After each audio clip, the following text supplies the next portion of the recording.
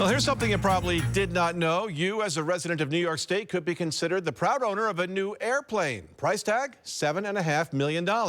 It belongs to a state authority, the New York Power Authority, and it is shuttling Power Authority employees back and forth across the state on a regular basis. The question is, why? Why can't those employees either drive to or actually live where they have to do most of their work?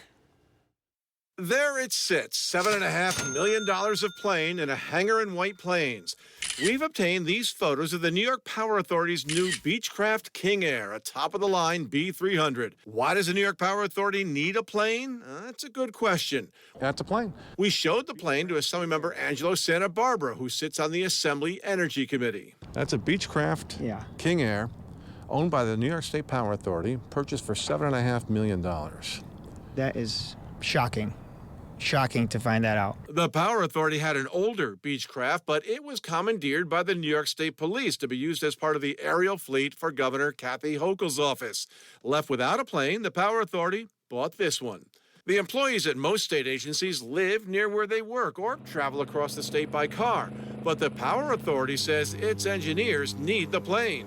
It's how we do business. Need it for quick response time because of what it calls the critical nature of its work. Great to be with you. We tracked down the New York Power Authority President and CEO, Justin Driscoll. We use it for our engineers to get back and forth, since most of them are housed in White Plains, and they go up on a project-by-project basis to the sites. Its engineers travel on a regular basis from White Plains to large hydropower facilities on the Niagara River out near Buffalo and along the St. Lawrence in the northern part of the state. Wouldn't it be more efficient to have the engineers located where the plants are instead of having to transport them constantly? No, because our central operations are in White Plains, and we're not just monitoring or working on those two plants. It's not just the plane and all its fuel and maintenance costs. The Power Authority employs 3 full-time pilots, and on a rare occasion brings in an outside pilot. There have also been travel coordinators. If you go to the Power Authority website, you find a lot of talk about sustainability and protecting the environment. There is no mention of how flying a King Air around New York impacts the state's carbon footprint. It does impact your pocketbook, though. Common sense tells you the millions being spent on the plane affects what consumers pay for their electricity.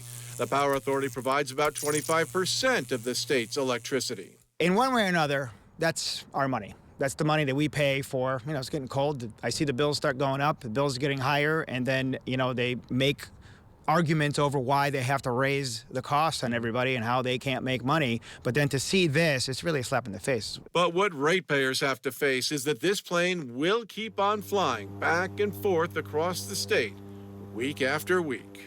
And so bringing our engineers back and forth from White Plains every day and doing that in a way that's most efficient for our operations was essentially the justification.